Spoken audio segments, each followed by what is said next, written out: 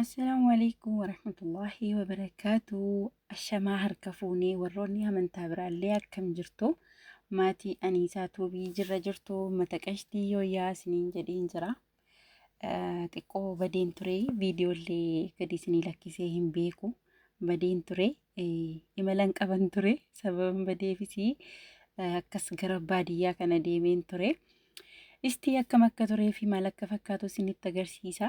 Asumarraan illee yaada tokko waliin haasofnu, walirraa hubannu, yaada tokko waliif laannu isiniin jechuun barbaada.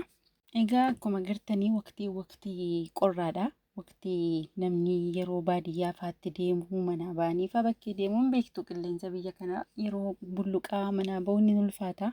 Akkuma beektanuu bakka diidallaa malee mana keessa faa malee hin deemamu. Egaa baadiyyaan kana fakkaata maashaallah baay'ee namatti tola ture wallaahi baay'ee bareeda qilleensi namatti tola hin qorra baay'ee garuu baay'ee tokko bareeda bakka qilleensa jijjiiruuni.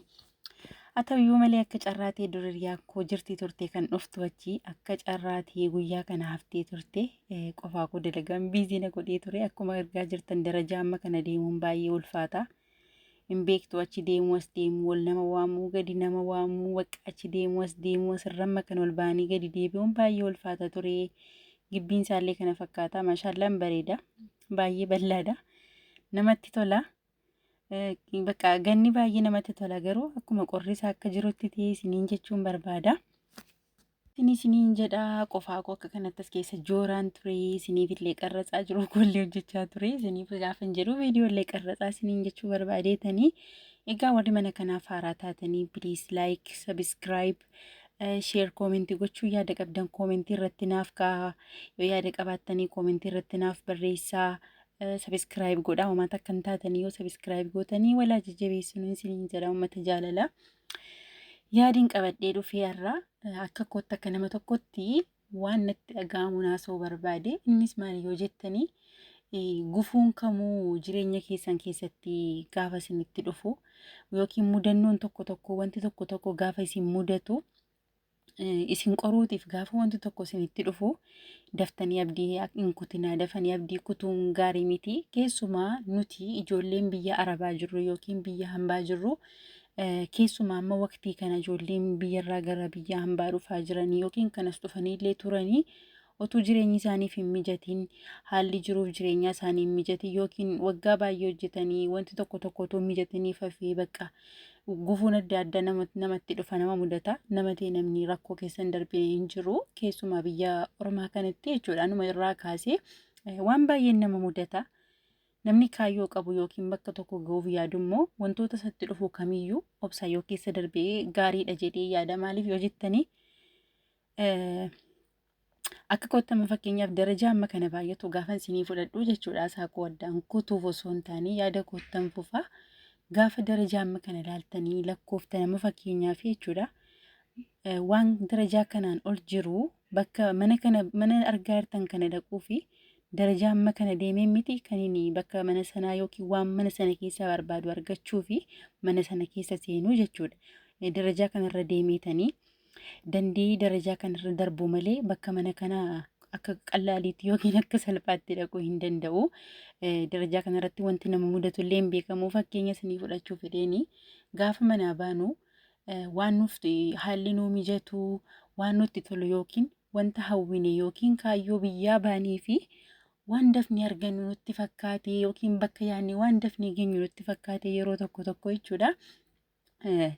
Inni ariifanna yookiin amma jennee amma waan argannu nutti fakkaata gaafa wanti sun ta'uu baatu immoo wantoota adda addaa murtoo adda addaa ofirratti murteessuutu jira.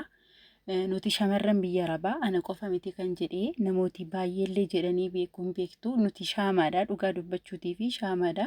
Shaamaa yoom akka nama barbaachisuu fi maaliif akka nama barbaachisu ofii isaatii boba'ee cobeedhuma irraa gaafa boba'uun beektu akka inni ofirraatii cobu akka kana ta'etu kan nama fayyadu mitiire.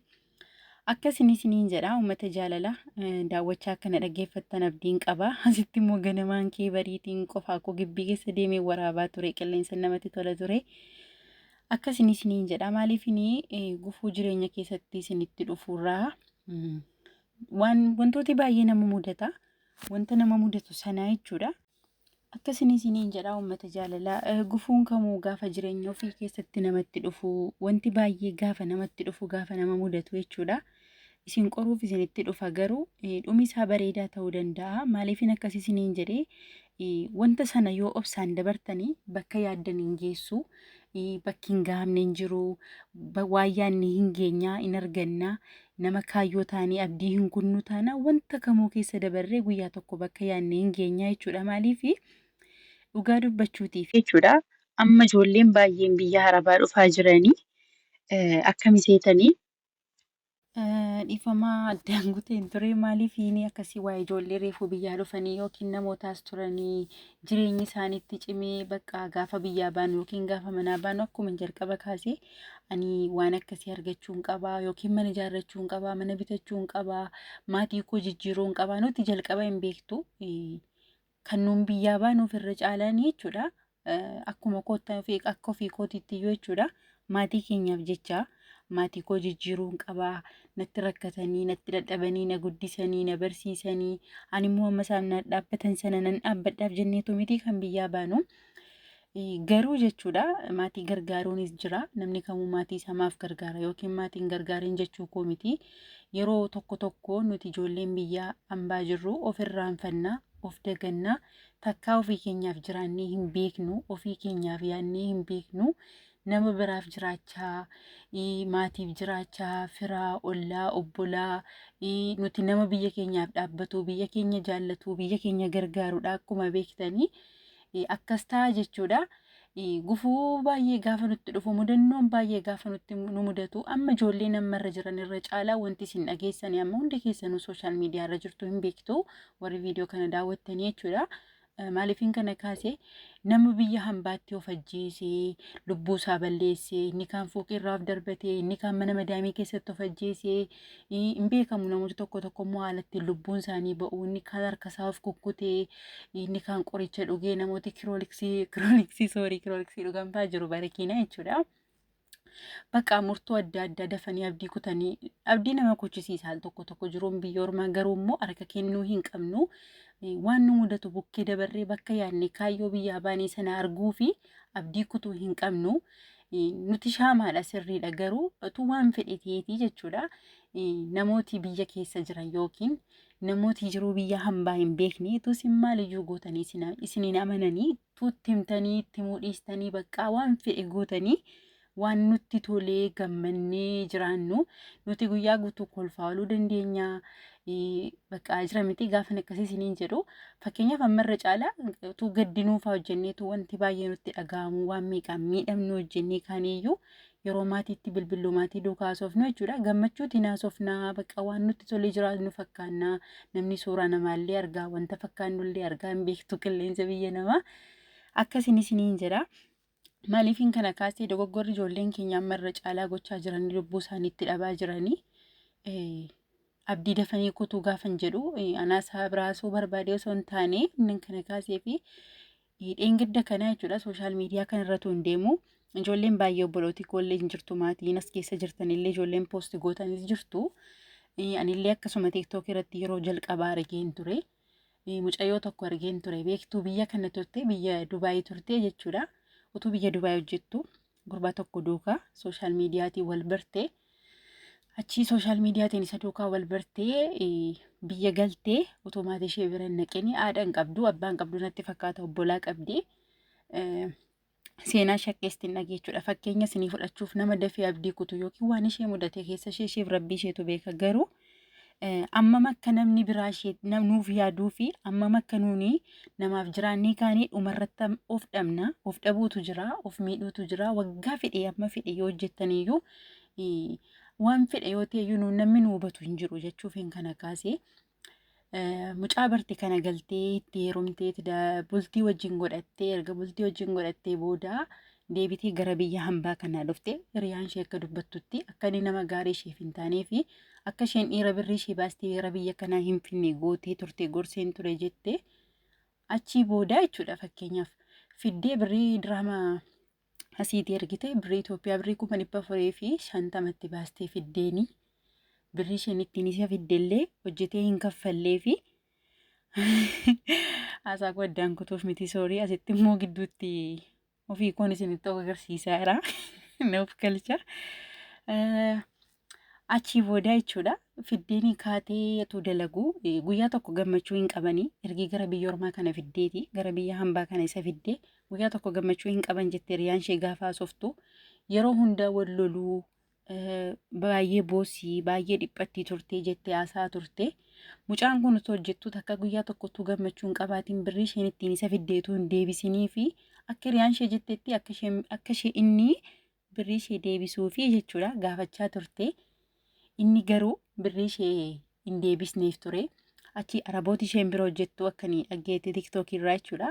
Fakkeenya isinii fudhachuuf malee amma kanatti waan keessa galee hordofellee hin qabu.